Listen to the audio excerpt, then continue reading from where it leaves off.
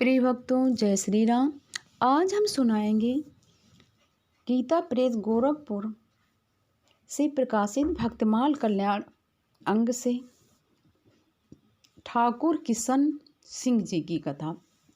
भक्तों, ये हमारे भक्तों की सच्ची कथाएं हैं जो भारत देश में हो चुके हैं और भगवान के दर्शन प्राप्त कर चुके हैं। बीकानेर राज्य के अंतर्गत गारब देसर एक ताजीमी ठिकाना था। भक्त किशन सिंह जी वहीं के ठाकुर थे। ठाकुर साहब श्री मुरलीधर जी के बड़े भक्त थे। जनता में प्रसिद्ध है कि उनको प्रत्येक दिन पूजन के पश्चात सवा मासा सोना भगवान से मिला करता था और वे उक्त सोने को नित्य ब्राह्मणों को दान दिया करते थे। यथाविधि मूर्ति के अधरोष्ट पर सोने का चिन्ह है। एक दिन ठकुरानी साहिबा ने हट करके सोना अपने पास रख लिया था। उसके बाद मूर्ति द्वारा सोना प्राप्त नहीं हुआ। ऐसी ही अनेक बातें उनके संबंध में जनता द्वारा सुनने में आती हैं। उनमें से कुछ पाठकों का परिचय कराया जाता है। संभव है आजकल के वैज्ञानिक विद्वान इन बातों पर विश्वास न करें, परंतु हमारे जो भगवान के भक्त हैं उनके हृदय में उनका अक्षर प्रेम और भक्ति का उद्रेक उत्पन्न किए बिना नहीं रहेगा, क्योंकि भक्त लोग जानते हैं कि भगवान के राज्य में सब कुछ संभव है जहाँ पर विज्ञान फेल हो जाता है, क्योंकि भगवत प्रभाव की बातें केवल भक्त लोग ही समझते हैं और कोई नहीं। ठाकुर साहब ईश्वर की शपथ का बहुत मान रखते थे, यहाँ तक कि कई बार दुष्ट प्रकृति वालों ने उनको शपथ दिलाकर धोखा देने का भी प्रयत्न किया था।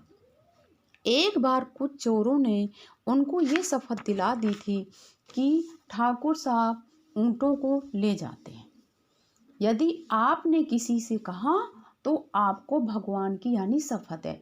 ये मतलब चोर इनके सामने ऊँट खोल ले गए और कहले कि बताना नहीं, भगवान की शपथ है। ठाकुर साहब ने किसी से कुछ नहीं कहा, परंतु चोर ऊँटों को तमाम रात दौड़ाकर सवेरे उसी गांव में वापस आ गए।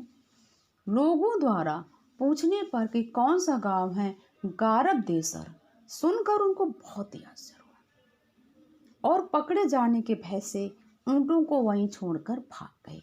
ये है भक्तों भगवान की लीला। एक साल गारब देसर के चारों ओर सभी जगह वर्षा हो गई थी, परंतु उस गांव में एक बूंद भी नहीं पड़ी।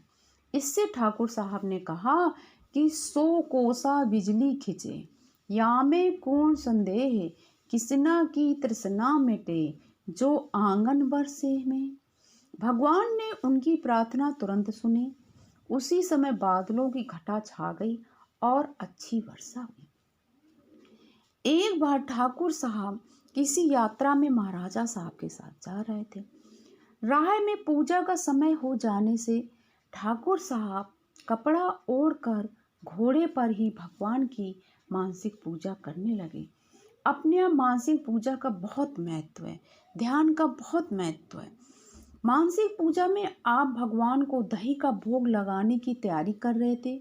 इसी बीच में महाराजा साहब की दृष्टि उधर पड़ गई। महाराजा साहब ने 2-3 बार पुकार कर कहा, किशन सिंह, नींद ले रहे हो क्या? लेकिन ठाकुर साहब तो पूरा पूजा में मग्न थे। उनको महाराजा साहब का पुकारना सुनाई नहीं दिया। अब इससे राजा साहब को थोड़ा सा क्रोध आ गया और उन्होंने अपने घोड़े को उनके घोड़े के पास ले जाकर उनका कपड़ा खींचकर दूर कर दिया। अब राजा साहब ने उधर दृष्टि डाली तो उन्हें बड़ा ही आश्चर्य हुआ, क्योंकि घोड़े और काठी सब पर दही ही दही फैला हुआ था। अब उन्होंने ठाकुर साहब से पूछा, किशन सिंह जी, ये क्या है?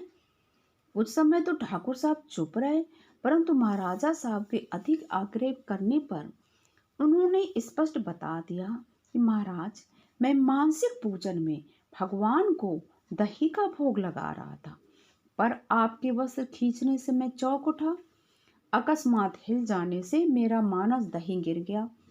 वही दही भगवान की लीला से प्रत्यक्ष हो गया मालूम होता है। ये सुनकर महाराजा साहब ने गदगद होकर उनसे कह दिया, आप घर चले जाएं और भगवान का भजन करें। एक बार सरकारी बकाया देने में देरी होने से इन पर महाराजा साहब ने रुष्ट होकर कहा, किशन सिंह जी, ये ठीक नहीं है कि आप समय पर सरकारी लगान जमा नहीं करते हो। ठाकुर साहब की मुंह से अचानक निकल गया, दिवाली तक ठहरिए, आपके रुपए जमा करके ही मैं दिवाली का पूजन करूंगा। यूं कहकर ठाकुर साहब अपने घर लौट आए और परंतु समय पर वे रुपए इकट्ठा न कर सके। ठीक दिवाली को संध्या तक इन्होंने इधर से उधर से जुटाकर रुपए एकत्र किए। पूजन करने का समय हो जाने से भीतर से आदमी बुलाने आया, पर वे बिना पूजन किए बिना रुपए लेकर घोड़े पर सवार हो गए और सुबह तक 60 मील चलकर बीकानेर पहुंचे।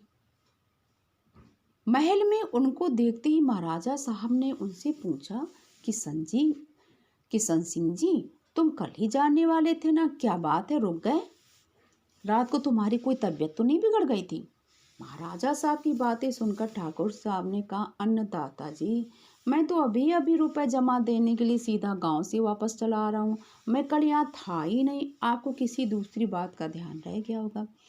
ये सुनकर महाराजा साहब ने कहा, तुम क्या कहते हो भैया, अभी रुपए जमा कराने आए हो? रुपए तो तुमने ठीक कल दिवाली के पूजन के पहले ही जमा कर दिए थे, जैसा कि तुमने कहा था कि दिवाली का पूजन बाद में होगा, पहले पैसे जमा करेंगे। तो ठाकुर साहब ने जवाब दिया, नहीं अन्नदाता, मैं तो कल में गांव में ही था, मेरे पास पैसे का इंतजाम नहीं हो पाया था। जब मेरे पास पैसे का इंतजाम हुआ तो मैं तुरंत ही चल दिया। ये आप क्या फरमाते हैं? अंत में महाराजा साहब ने ठाकुर साहब को अपने पास बिठाया और उन्होंने बही खाता सब निकाला और दिखाया, देखो किशन सिंह जी, आपने ये रुपए जमा किए, और उनके हस्ताक्षर भी दिखाए कि हमने जो महाराजा साहब का लगान जमा कर दिया। अब उनको देखते ही ठाकुर साहब की आंखों से प्रेम की आंसू भर गए और उनके मुंह से केवल इतना ही निकला, हाँ राजा साहब, हस्ताक्षर तो मेरी जैसे हैं। ठाकुर साहब अपने भगवान की लीला को समझकर गदगद हो गए। वे समझ गए कि मेरे कृष्ण, मेरे कन्हैया, मेरे मुरलीधर मेरी बात को रखने के लिए कि मैं दिवाली का पूजन बाद में होगा, पहले पैसे जमा करूंगा, उस बात को रखने के लिए भगवान ने मेरा बेस बनाया और ठाकुर साहब को आकर के पैसे जमा किए। अब बीकानेर नरेश भी भक्त की महिमा और भगवान की भक्त वत्सलता देखकर मुग्ध हो गए। ठाकुर साहब ने लौटकर भगवान मुरलीधर जी का मंदिर बनवाया, जो अभी तक उनकी कीर्ति को बढ़ा रहा है। भक्तों, ये कथाएं सच्ची हैं। जैसे आपने पूरी कथा सुनी और उसमें कई ऐसी चीज़ें हैं, जैसे कि मानसिक पूजा में दही अर्पण करना और फिर दही का फैल जाना। तो अगर हम किसी को बताएं आजकल के साइंस वैज्ञानिकों को, तो वो इस चीज़ को नहीं मानेंगे, लेकिन हम लोग जानते हैं, क्योंकि हम लोग भक्त हैं, रामायण गीता कल्याण पढ़ते हैं, कि भगवान अपने भक्तों की लाज रखने के लिए और या अपने भक्तों की प्रेम की सेवा स्वीकार करते हैं। अगर हम मानसिक रूप से भगवान का पूजन ध्यान करते हैं तो वो भी पूजा स्वीकार करते हैं। तो ये भक्तों सच्ची कथा है भक्तिमाल कल्याण से।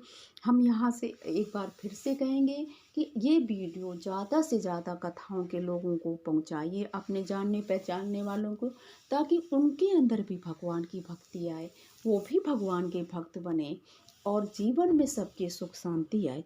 यही हमारा परम उद्देश्य है। और भक्तमाल कल्याण ला करके आप सब लोग कम से कम प्रतिदिन 2 कथाएं अवश्य पढ़ें, जिससे सबके जीवन में सुख शांति आए।